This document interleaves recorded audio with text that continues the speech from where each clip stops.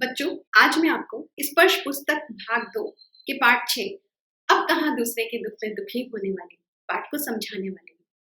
बच्चों, इस पाठ का अर्थ क्या है? आज हम अपनी ही परेशानी में परेशान हैं, अपने ही आप में मगन है। पड़ोस में क्या चल रहा है हमें इस बात की खबर ही नहीं है। लेकिन पुराने समय में ऐसा नहीं होता था। मित्र हो या रिश्तेदार, दोस्त हो या सगे संबंधी, हम एक दूसरे के घर आया जाया करते थे, एक दूसरे के सुख में शामिल हुआ करते थे, एक दूसरे के दुख में साथ रहा करते थे। लेकिन आज की स्थिति पूर्णतः परिवर्तित हो चुकी है। हमें किसी से कोई मतलब ही नहीं रह गया है।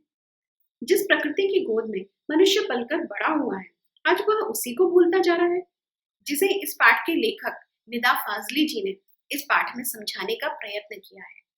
इस पाठ के द्वारा, पुराने संदर्भ ग्रंथों के द्वारा, उन्होंने मनुष्य और प्रकृति के बीच के संबंधों को समझाने का प्रयत्न किया है कि मनुष्य और प्रकृति के बीच सदियों पुराना संबंध है। पहले इंसान प्रकृति पर निर्भर था और आज वह प्रकृति को गुलाम बनाने की कोशिश कर रहा है। विकास के नाम पर हो रहे विनाश और प्राकृतिक शोषण को इस पाठ के द्वारा समझाने का प्रयत्न किया गया है।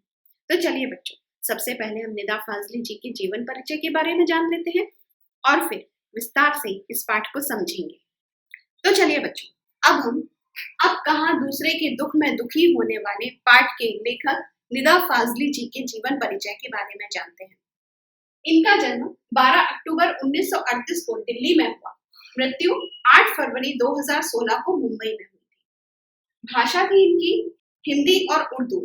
बच्चों, इन्होंने अपने जीवन काल में काफी रचनाएं की हैं, जिसे मैं इस छोटे से बोर्ड पर उकेर नहीं सकती हूँ। इधर पे मैंने उनकी कुछ रचनाएं ही बस ली हैं, जैसे इन्होंने गीत, दोहे, कविता, शायरी, नज्म, गजल, आत्मकथा, संस्मरण आदि की रचनाएं की हैं, जिसमें काव्य संग्रह है। काव्य संग्रह के कुछ काव्य मैंने इधर पे लिए हुए हैं, जैसे है लफ्जों के फूल, खोया हुआ सब कुछ, आंखों भरा आकाश, और भी बहुत सारे हैं। फिर इनकी आत्मकथाएं हैं, दीवारों के बीच, दीवारों से बाहर, और भी बहुत है। इनके संस्मरण हैं, मुलाकातें, सफर में धूप तो होगी, तमाशा मेरे आगे। फिल्मों में अपना जो गीत दिया है उसमें से कुछ मैंने यहाँ पे लिखी हुई है, जैसे रजिया सुल्तान, तमन्ना, इस रात की सुबह नहीं होगी, हर जाई, और भी बहुत सारी है। पुरस्कार, बच्चों इन्हें बहुत सारे पुरस्कार मिले हैं। यहाँ पे मैंने कुछ ही पुरस्कारों का वर्णन किया हुआ है। साहित्य अकादमी पुरस्कार, national harmony award, Bollywood movie पुरस्कार, पद्मश्री, और भी पुरस्कार मिले हुए हैं। तो चलिए बच्चों, इनकी रचना अब कहाँ दूसरे के दुख में दुखी होने वाले, इसके बारे में जानते हैं। इस पाठ का वर्णन करेंगे और समझेंगे कि इन्होंने इस पाठ के द्वारा हमें क्या बताने का प्रयत्न किया है, इस पाठ के द्वारा हमें क्या बताने की कोशिश की है। तो चलिए बच्चों, अब हम पाठ में प्रवेश करते हैं। बाइबल के सोलोमन, जिन्हें कुरान में सुलेमान कहा गया है, ईसा से 1025 वर्ष पूर्व एक बादशाह थे। कहा गया है वह केवल मानव जाति के ही राजा नहीं थे, सारे छोटे बड़े पशु पक्षी के भी हाकिम थे। बच्चों, यहाँ पर बाइबल के सोलोमन और कुरान के सुलेमान कहा गया है। बाइबल का सोलोमन अर्थात बाइबल जो ईसाइयों का पवित्र ग्रंथ है, और कुरान जो मुस्लिम का पवित्र ग्रंथ है, उसमें सोलोमन और सुलेमान ये दोनों को ही एक बताया गया। वो 1025 वर्ष पूर्व एक बादशाह, एक राजा थे। कहा गया है कि वह केवल मानव जाति के ही राजा नहीं थे, अर्थात वे केवल सिर्फ मानव के लिए ही राजा नहीं बने थे, वे छोटे बड़े जीवों की राजा हुआ करते थे। इन सबकी भाषा भी जानते थे। वे मनुष्यों की तो जानते ही थे, पशु पक्षियों, जीव जंतुओं सभी की भाषा जानते थे। एक दफा सुलेमान अपने लश्कर के साथ एक रास्ते से गुजर रहे थे। एक दफा अर्थात होता है एक बार। सुलेमान अपने लश्कर, और लश्कर अर्थात सेना, के साथ एक रास्ते से गुजर रहे थे। रास्ते में कुछ चींटियों ने घोड़ों की टापों की आवाज सुनी, तो वे डरकर एक दूसरे से कहने लगे, आप जल्दी से अपने अपने बिलों में चलो, फौज आ रही है। जैसे ही उन्होंने, चींटियों ने आवाज सुनी, इसके घोड़े की टापों की, जब घोड़ा चलता है तो उसके धीरे जो आवाजें आती हैं वह टापों की आवाज होती है। तो वह टापों की जैसे ही चींटियों ने आवाज सुनी तो उन्होंने बोला कि अब चलो, अपने अपनी जल्दी घर में चलो, कोई ना कोई फौज आ रही है। फौज का अर्थ है कोई ना कोई सेना आ रही है। सुलेमान उनकी बातें सुनकर थोड़ी दूर रुक गए। चींटियों से बोले, घबराओ नहीं, सुलेमान को खुदा ने सबका रखवाला बनाया है। मैं किसी के लिए मुसीबत नहीं हूँ, सबके लिए मोहब्बत हूँ। जैसे ही सुलेमान राजा ने उनकी बात सुनी तो उन्होंने बोला कि आप मत घबराइए, किसी भी तरह से मैं आपको हानि नहीं पहुंचाऊंगा, मैं आपको नुकसान नहीं पहुंचाऊंगा।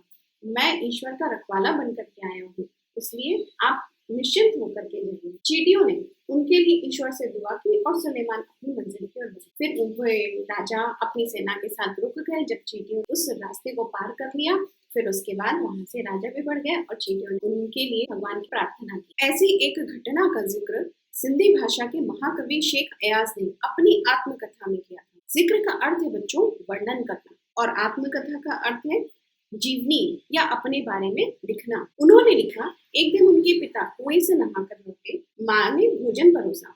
उन्होंने जैसे ही रोटी का कौर तोड़ा, कौर अर्थात ग्रास या टुकड़ा तोड़ा, उनकी नजर अपनी बाजू पर पड़ी। वहां एक काला चोटा रेंग रहा था। चोटा अर्थात एक प्रकार का कीड़ा, रेंगना अर्थात धीरे धीरे चलना। वह भोजन छोड़कर उठ खड़े हुए। माँ ने पूछा, क्या बात है, भोजन अच्छा नहीं लगा? तो शेख हयाज के पिता बोले, नहीं, यह बात नहीं है, मैंने एक घर वाले को बेघर कर दिया है। उस बेघर को कुएं पर उसके घर छोड़ने जा रहा हूँ। यहाँ पर शेख हयाज जी ने अपनी आत्मकथा में लिखा है कि एक बार की बात है, जब उनके पिता कुएं से नहा करके लौटे थे तो उनकी माँ ने भोजन परोसा था। तो वहां पर एक प्रकार का कीड़ा जो था वह धीरे धीरे रेंग रहा था। जैसे ही उनके पिता की नजर उस पर पड़ी तो उन्हें बड़ा दुख हुआ कि मैंने एक कीड़े को उसके घर से दूर कर दिया है। तो इसलिए उन्होंने बिना कुछ कहे वह उस थाली को छोड़ करके चले गए। जैसे ही छोड़ने लग गए तो उनकी माँ ने कहा कि क्या आपको भोजन अच्छा नहीं लगा है, पसंद नहीं आया? तो उन्होंने कहा, नहीं, ऐसी कोई बात नहीं है, मैंने किसी को उसके घर से दूर कर दिया है, अब मैं उसको उसके घर तक पहुंचा करके आता हूँ। बाइबल और दूसरे ग्रंथों में नूह नाम के एक पैगंबर का जिक्र मिलता है।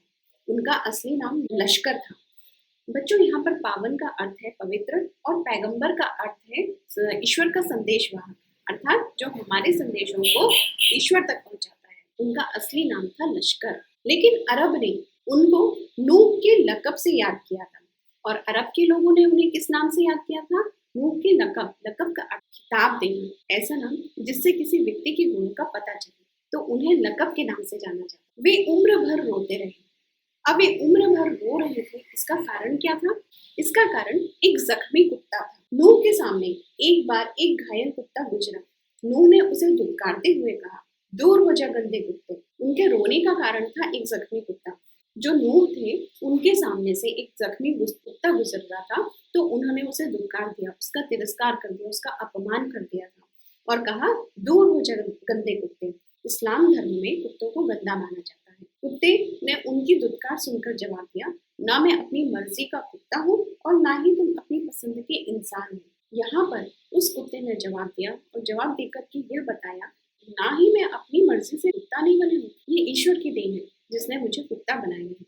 और तुम अपनी पसंद से इंसान नहीं बने, ईश्वर ने तुम्हें इंसान बनाया है। जैसा हमें ईश्वर ने शरीर दिया है, हमने वही धारण किया है। बनाने वाला सबका तो वही एक है, उसी ने हमें बनाया है, ईश्वर ने ही हमें बनाया है। मिट्टी से मिट्टी मिले होके सभी निशान, किसमें कितना कौन है कैसे हो पहचान। हम मिट्टी से ही बने हैं, चाहे इंसान हो और चाहे कुत्ता है। हम दोनों ही मिट्टी से बने हुए हैं। जब हम मरेंगे तो हम मिट्टी ही बनेंगे, कोई हमें पहचान भी नहीं पाएगा।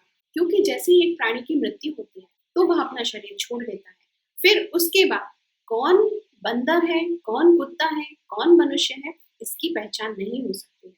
किसमें कितना कौन है, जब हमारे पूरा शरीर यहाँ पे छूट जाता है, जब हमारे पूरे निशान मिट जाते हैं, तब ये पहचान भी नहीं हो पाती है कि कौन कौन सा प्राणी था, कैसे हो पहचान, इसकी पहचान नहीं हो सकती। नूह ने जब उसकी बात सुनी तो दुखी हो मुद्दत तक रोते रहे। बच्चों, यहाँ पर कुछ कठिन शब्द आए हैं जिसे हम देख लेते हैं।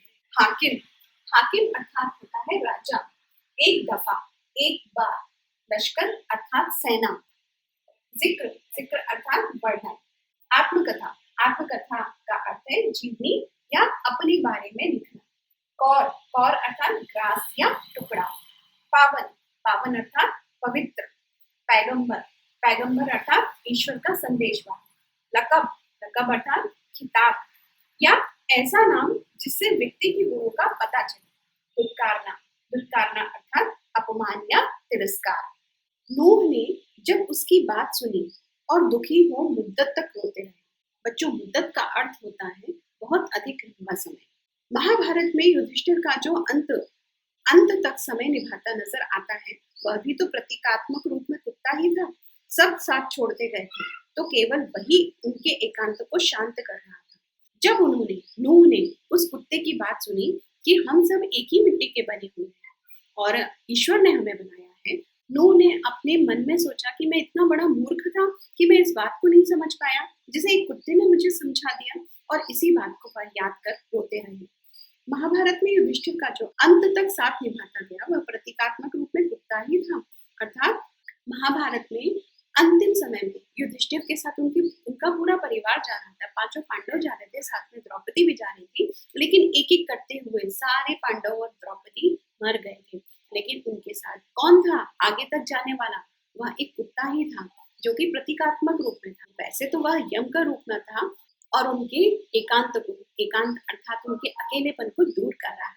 दुनिया वजूद में कैसे आई, पहले क्या थी, किस बिंदु से उसकी यात्रा शुरू हुई, इन प्रश्नों के उत्तर विज्ञान अपनी तरह से देता है, धार्मिक ग्रंथ अपनी अपनी तरह से। बच्चों, वजूद का आशय है अस्तित्व। तो दुनिया वजूद में कैसे आई, पहले क्या थी, इसकी यात्रा किस बिंदु से शुरू हुई, अर्थात इस दुनिया का निर्माण कैसे हुआ, इस बारे में बताया गया है, जिसमें विज्ञान अपनी तरह से इन प्रश्नों के उत्तर देता है और धार्मिक ग्रंथ अपनी तरह से। विज्ञान के अनुसार यदि हम देखें तो कुछ कण धूल और कणों के घर्षण से एक दूसरे के घिसने के कारण एक बहुत बड़ा गोला बना और गोले बनने के बाद उसमें जीवन पनपना शुरू हुआ। लेकिन धार्मिक ग्रंथ में बताते हैं कि हमारे जीवन की शुरुआत परमपिता परमेश्वर ने की है। संसार की रचना भले ही कैसे हुई हो, लेकिन धरती किसी एक की नहीं है। पंछी, मानव, पशु, नदी, पर्वत, समंदर आदि की इसमें बराबर की हिस्सेदारी है। हिस्सेदारी का अर्थ है अपना अपना अधिकार, अपने अपने हिस्से का अधिकार होना। संसार भले ही कैसे ही रचा गया हो, चाहे वह वैज्ञानिक रूप में रचा गया हो, चाहे वह विज्ञान की तरफ से हो या धार्मिक ग्रंथों की तरफ से हो, लेकिन यह संसार किसी एक का नहीं है, अर्थात सबका है। पशु, पक्षी, प्राणी, जीव जंतु सब रह सकते हैं। पंछी, मानव, पशु, नदी, पर्वत, समंदर आदि की इसमें बराबर बराबर की हिस्सेदारी है, अर्थात उनका अपना अपना अधिकार है। यह बात और है कि इस हिस्सेदारी में मानव जाति ने अपनी बुद्धि से बड़ी बड़ी दीवारें खड़ी कर दी। यहाँ पर लेखक कहना चाह रहा है कि मनुष्य जाति ने अपना हिस्सा कुछ ज्यादा ही बढ़ाकर बताया है। उसने धीरे धीरे पशु, पक्षी, प्राणियों को अलग करके अपने हिस्से में जितना हो सकता है उस हिस्से को बढ़ाता गया है और आगे भी बढ़ाता जा रहा है। पूरा संसार एक परिवार के समान था, अब टुकड़ों में बंटकर एक दूसरे से दूर हो चुका है। पुराने समय में जब हम आदि काल में आदि मानव के जैसे रहा करते थे, उस समय पशु, पक्षी, प्राणी सब एक ही जैसे रहते थे, एक ही जैसे हमारा रहन सहन था, हम वही खाते थे, हम जंगली फलों को खाते थे। और लेकिन धीरे धीरे करते हुए मनुष्य ने इतनी ज्यादा प्रगति कर ली है, विकास के नाम पर उसने पशु, पक्षी, प्राणियों को अलग कर दिया है और अपने हिस्से को बढ़ा लिया है। पहले पूरा संसार एक परिवार के समान था, अब टुकड़ों में बंटकर एक दूसरे से दूर हो चुका है। पहले बड़े बड़े दालानों, आंगनों में सब मिलजुल कर रहा करते थे, अब छोटे छोटे डिब्बे जैसे घरों में जीवन सिमटने लगा है। बच्चों, यहाँ पर दालान का अर्थ है बरामदा और सिमटना अर्थात संकुचित होना। यहाँ पर लेखक कह रहे हैं कि पूरा संसार एक परिवार के समान लगता था, जहाँ पर पशु, पक्षी, जीव जंतु एक साथ रहा करते थे।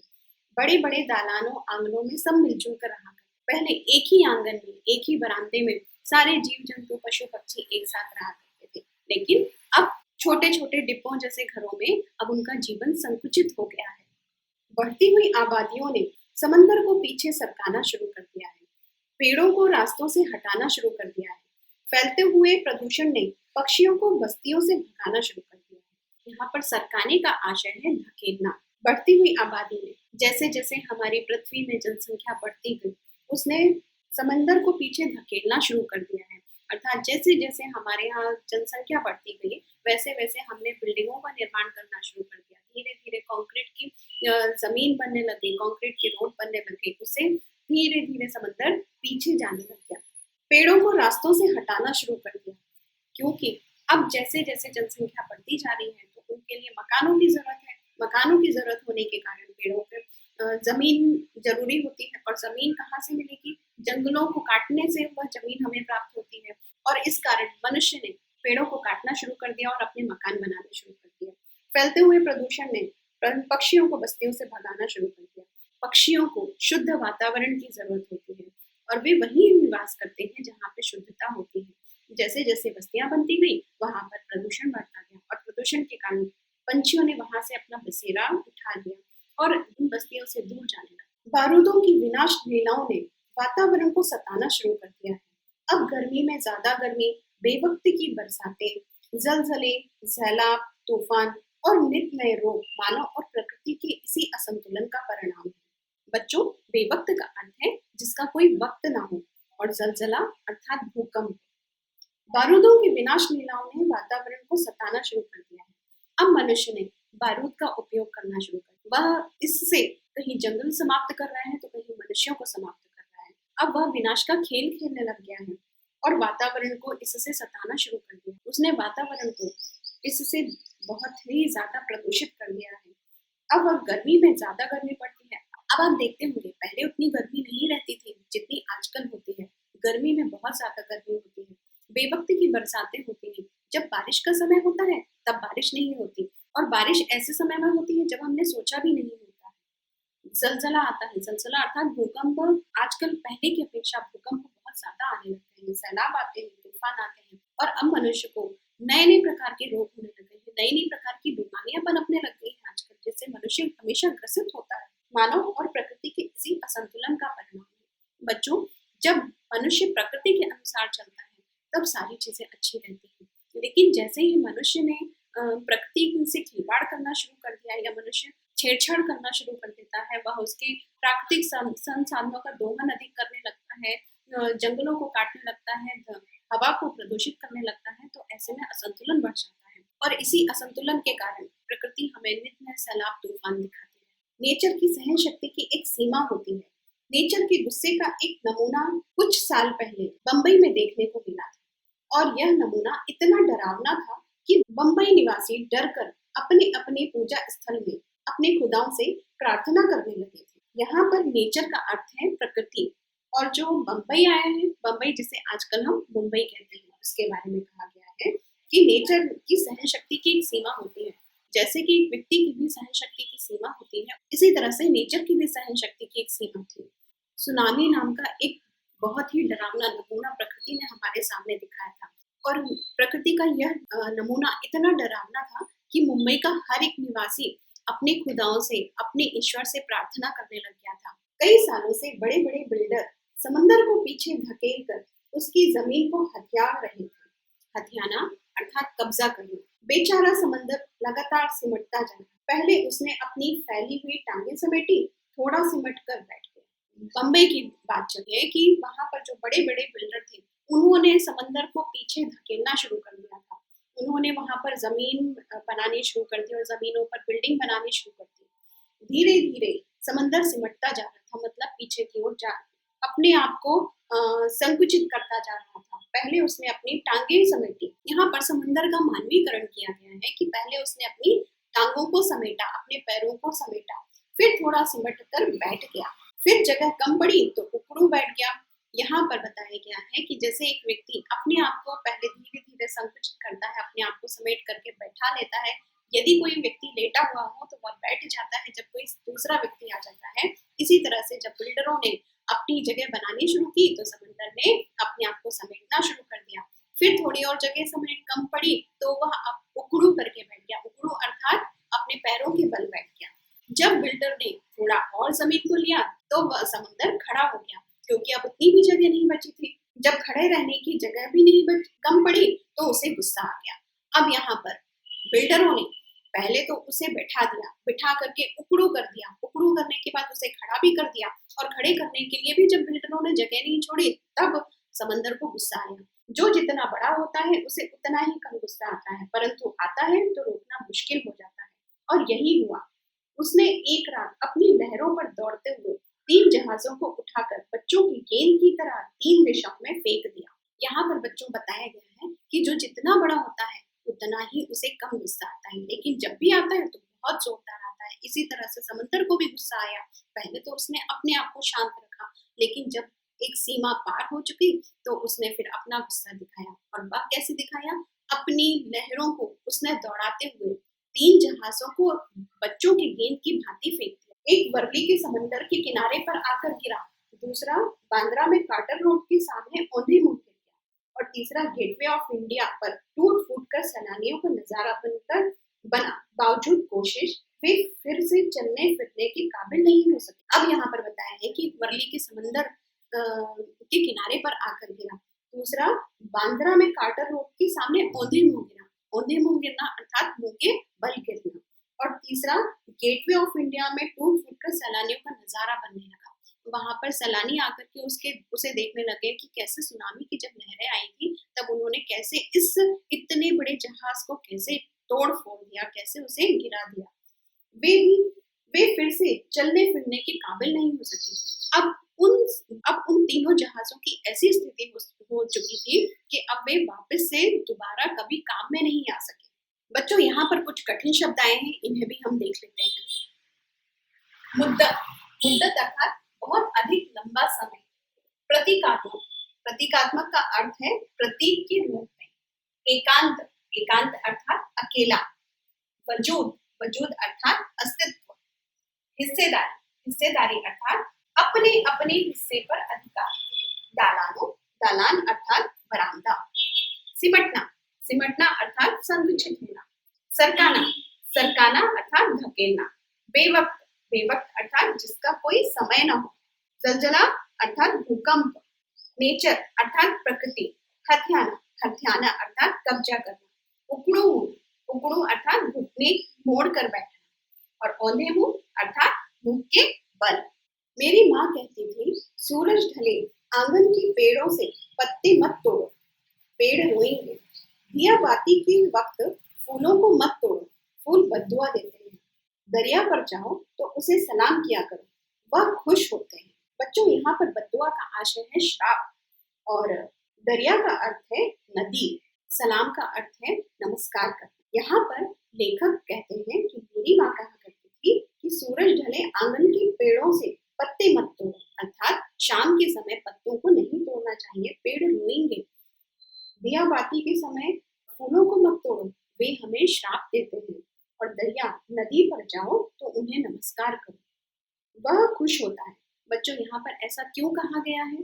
इसलिए कहा गया है कि ताकि हम पेड़ों से पत्तों को ना तोड़ें, जंगलों को ना काटें, और पेड़ पौधे फूलों को नहीं तोड़ेंगे तो वे हमारे स्वच्छ वातावरण को बनाए रखने में सहायक होते हैं। दरिया को सलाम करो। दरिया को सलाम करने अर्थात नदी को नमस्कार करो। यदि हम नदियों को स्वच्छ रखते हैं तो वे हमारे लिए ही जीवनदायिनी होती हैं। कबूतरों को मत सताया करो, वे हजरत मोहम्मद को अजीज हैं। उन्होंने उन्हें अपनी मजार के नीचे गुंबद पर घोंसले बनाने की इजाजत दे रखी है। मुर्गे को परेशान नहीं किया करो, वह मुल्ला जी से पहले मोहल्ले में अजान देकर सबको सवेरे जगाता है। बच्चों, यहाँ पर अजीज का आशय है प्यारा, मजार का आशय है दरगाह, गुंबद का आशय है गोलाकार शिखर, और इजाजत का आशय है आज्ञा देना। लेखक की माँ कहती है कि कबूतरों को मत सताया करो।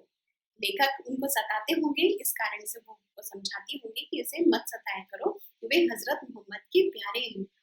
उन्होंने उन्हें अपनी मजार के नीचे गुंबद पर घोंसले बनाने की इजाजत दे रखी है। इसका आशय है कि हजरत मोहम्मद ने उस दरगाह में गुंबद, जो उनकी गोलाकार शिखर होती है, उसके नीचे घोंसला बनाने की उन्हें आज्ञा दे रखी है। मुर्गे को परेशान ना किया करो, उसी की वजह से पहले मोहल्ले में अजान देकर वह सबको जगाता है। सबसे पहले मुर्गा जागता है और वह सबको अजान देकर के उठा देता है। सुबह 4 बजे जिसकी आवाज आती है वो मुर्गा है, और वह सबको जगा देता है। सबकी पूजा एक सी अलग अलग है रीत, मस्जिद जाए मौलवी कोयल गाए गीत। यहाँ पर कवि ने बहुत ही सुंदर तरीके से चित्रित किया है। सबकी पूजा एक सी अलग अलग है रीत, चाहे वह हिंदू हो, मुस्लिम हो, सिख हो, ईसाई हो, सबकी पूजा एक सी होती है, अर्थात सभी एक ही ईश्वर को मानते हैं, भले ही उनकी भगवान को मानने की रीत अलग हो। जो हिंदू होता है वह मंदिर जाता है, जो मुस्लिम होता है वह दरगाह जाता है, जो सिख होता है वह गुरुद्वारा जाता है, और जो ईसाई होता है वह चर्च जाता है।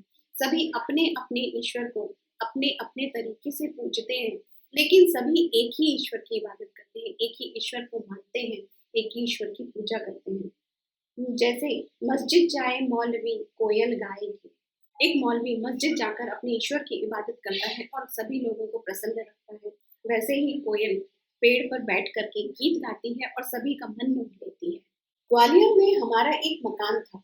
उस मकान के दालान में 2 रोशनदान थे। उसमें कबूतर के एक जोड़े ने घोंसला बना लिया था। लेखक यहाँ पर ग्वालियर में जो उनका मकान है उसकी बात कर रहे हैं कि वहां पर 2 खिड़कियां थी, रोशनदान अर्थात खिड़की।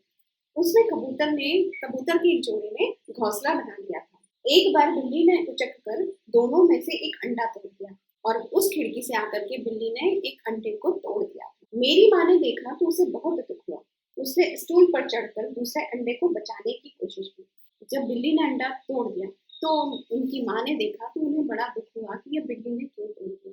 फिर वे दूसरे अंडे को एक स्टूल में चढ़ करके बचाने की कोशिश कर रही थी, लेकिन वह अंडा उनके हाथ से गिर करके टूट गया। कबूतर परेशानी में इधर उधर फड़फड़ा रहे थे। उनकी आंखों में दुख देखकर मेरी माँ की आंखों में भी आंसू आ गए। जैसे ही कबूतर के अंडे टूटे तो वे बहुत ही परेशान हो गए। उन कबूतरों की आंखों में वह दुख दिख रहा था और उसी दुख को लेखक की माँ ने देखा और लेखक की माँ की आंखों में भी आंसू आ गए। इस गुनाह को खुदा से मुआफ कराने के लिए उसने पूरे दिन रोजा रखा। उन्हें इस बात का दुख हुआ कि कबूतर का अंडा मेरे कारण टूटा है, तो उन्होंने खुदा से माफी मांगने के लिए एक पूरे दिन का रोजा रखा। दिन भर कुछ खाया पिया नहीं, सिर्फ रोती रही और बार बार नमाज पढ़ कर खुदा से इस गलती को मुआफ करने की दुआ मांगती थी। लेखक की माँ बहुत दुखी हुई, जिसके कारण से उन्होंने पूरे दिन रोजा रखा, कुछ भी नहीं खाया पिया और सिर्फ नमाज पढ़ करके वे इस गलती के लिए माफी मांगती रही।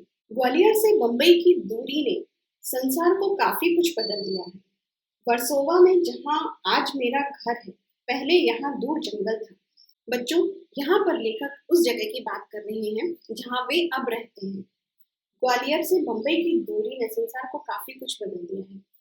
जहाँ वो पहले रहा करते थे और आज जहाँ पर वो रहते हैं अर्थात बम्बई में, वहाँ बहुत कुछ बदल चुका है। वर्सोवा में जहाँ आज मेरा घर है, पहले यहाँ दूर जंगल था। पहले वहाँ पर जब बहुत समय पहले की बात लेखक कर रहे हैं कि जहाँ आज मेरा घर है वहाँ पर पहले एक जंगल हुआ करता था। पेड़ थे, परिंदे थे, दूसरे जानवर थे। अब यहाँ समंदर के किनारे लंबी चौड़ी बस्ती बन गई है।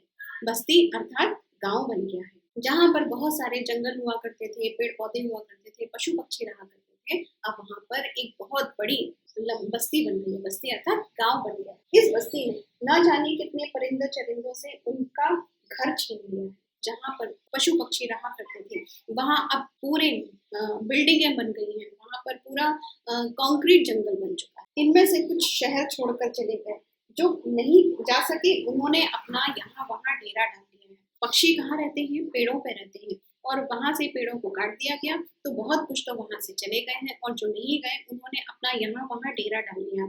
यहाँ वहाँ डेरा अर्थात अस्थायी रूप से अपना घर बना लिया है। इनमें से 2 कबूतर ने मेरे फ्लैट के एक मचान पर घोंसला बना लिया है। यहाँ पर लेखक बता रहे हैं जहाँ पे वे रहते हैं वहाँ पर 2 कबूतरों ने उनके मचान पर अर्थात जो बांस आदि की सहायता से जो ऊंचा स्थान बनाया जाता है उसे मचान कहा जाता है।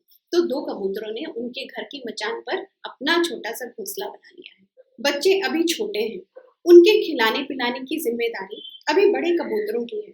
वे दिन भर में कई बार आते जाते हैं। यहाँ पर कबूतरों की बात चल रही है कि उनके अभी बच्चे छोटे छोटे से हैं, नन्हे मुन्ने से हैं। उनके खिलाने पिलाने की जिम्मेदारी बड़े कबूतरों की है। आखिर वे भी उनके माता पिता हैं। उनको खिलाने पिलाने का पूरा दायित्व अभी बड़े कबूतरों का है। वे कई बार आते जाते हैं और क्यों ना आए जाएं, आखिर उनका भी घर है। यहाँ पर बताया है कि कबूतर बार बार खिलाने पिलाने के लिए उनके भोजन को एकत्र करते हैं और उसके लिए उन्हें बार बार बाहर जाना पड़ता है और वे बार बार आते जाते हैं और आए जाए भी क्यों ना, क्योंकि लेखक का घर भी तो उनका ही अपना घर है, क्योंकि उस घर में ही उन्होंने अपना घोंसला बनाया हुआ है। लेकिन उनके आने जाने से परेशानी भी होती है। वे किसी ना किसी चीज को गिराकर तोड़ देते हैं। अब जब बार बार आते हैं कोई ना कोई चीज उनसे टकरा जाती है जिससे वो गिर जाती है और वो टूट जाती है। कभी मेरी लाइब्रेरी में घुसकर कबीर या मिर्जा गालिब को सताने लग जाते हैं। यहाँ पर लेखक बताना चाह रहे हैं कि कबीर और मिर्जा गालिब की जो किताबें रखी रहती हैं वे कबूतर उन किताबों को गिरा देते हैं, जिस कारण से यहाँ पर लेखक ने कहा है कि वे कबीर और मिर्जा गालिब को सताने लग जाते हैं। रोज रोज की परेशानी से तंग आकर मेरी पत्नी ने उस जगह जहाँ उनका आशियाना था एक जाली लगा दी। उनके बच्चों को दूसरी जगह कर दिया। उनके आने जाने की खिड़की को भी बंद कर किया जाने लगा। अब क्या था, यहाँ पर लेखक और लेखक की पत्नी भी परेशान हो रहे थे, क्योंकि कभी वो कोई चीज गिरा देते, कभी किसी चीज से टकरा जाते हैं, और कभी किताबों को गिराने के कारण यहाँ लेखक की पत्नी ने परेशान होकर के जहाँ से वे आते जाते थे वहां पर जाली लगा दी और उनके बच्चों को भी दूसरी जगह पर रख दिया। खिड़की के बाहर अब दोनों कबूतर रात भर खामोश उदास बैठे रहते। और जैसे ही जब उन्होंने देखा कि हमारा आने जाने का रास्ता ही बंद कर दिया, वे कबूतर अब उदास रहने लग गए और चुपचाप से रहने लग गए। मगर अब ना सोलोमन है जो उनकी जुबान को समझकर उनके दुख को बांटे, ना मेरी माँ है जो इनके दुखों में सारी रात नमाजों में काटे। लेखक यहाँ पर यह कहता है कि अब वे राजा सुलेमान नहीं रह गए हैं जो कि पशु पक्षियों की आवाज को समझकर उनके दुख दर्द को बांट सके, और ना ही मेरी माँ है जो उनके दुख में दुखी होकर नमाजें पढ़े। नदियां सींचे खेत को, तोता कुतरे आम, सूरज ठेकेदार सा सबको बांटे काम। यहाँ पर लेखक ने बहुत ही सुंदर तरीके से बताया है, नदियां सींचे खेत को, अर्थात नदियां जो है वह बिना किसी भेदभाव के कि यह खेत किसका है, बड़े आदमी का है या छोटे आदमी का है, किसी अमीर आदमी का है या किसी गरीब आदमी का है, नदियां कोई भी भेदभाव नहीं करती हैं कि कौन बड़ा है और कौन छोटा है। वे समान रूप से सभी खेतों को सींचती हैं। उसी तरह से तोता कुतरे आम, तोता इस बात का भेदभाव नहीं करता है कि यह किसी नीच जाति का है या उच्च कोटि के व्यक्ति का खेत है। वह बिना किसी भेदभाव के आमों को कुतरता है, चाहे वह छोटे कुल का व्यक्ति हो या बड़े कुल का व्यक्ति हो, वह समान रूप से आमों को कुतरता है। उसी तरह से सूरज ठेकेदार सा सबको बांटे आम, और इसी तरह सूरज भी बिना किसी भेदभाव के अपनी सुबह की किरणों से सभी को एक जैसा, एक समान रूप से, समान भाव से जगाता है और सबको सभी प्रकार के काम के लिए उठा देता है। लेखक कहते हैं कि हमें नदियों जैसा व्यवहार करना चाहिए, हमें दूसरों के साथ भेदभाव नहीं करना चाहिए, हमें समान दृष्टि से सबको देखना चाहिए। और जैसे तोते सभी के आमों को समान रूप से खाते हैं, वे यह नहीं देखते हैं कि कौन छोटा है कौन व्यक्ति बड़ा है, वे समान रूप से व्यवहार करते हैं। उसी तरह से जैसे सूरज की किरणें सभी को समान रूप से उठाती हैं, सभी को समान रूप से काम पे लगाती हैं, हमें भी वैसे ही सभी के साथ समान रूप से व्यवहार करना चाहिए। इस पाठ के द्वारा लेखक ने बहुत सारी चीजों को बताने का प्रयत्न किया है। सभी प्राणधारियों का हमें सम्मान करना चाहिए, किसी का भी अपमान नहीं करना चाहिए, हमें प्रकृति को नुकसान नहीं पहुंचाना चाहिए, क्योंकि प्रकृति की भी सहन शक्ति की एक सीमा होती है, हमें उसे लांघना नहीं चाहिए। लेखक यह भी चाहता है कि जिस तरह प्रकृति को पहले हम सम्मान देते थे, आज भी हम वैसे ही सम्मान दें, क्योंकि यदि हमने आज ध्यान नहीं दिया तो प्रकृति के साथ साथ हमारा अस्तित्व भी नष्ट हो जाएगा। तो बच्चों, मुझे आशा है कि आपको यह पाठ बहुत अच्छे से समझ में आया होगा, और यदि नहीं आया है तो मुझे आप बताएं, मैं उसे समझाने का प्रयत्न करूंगी। धन्यवाद।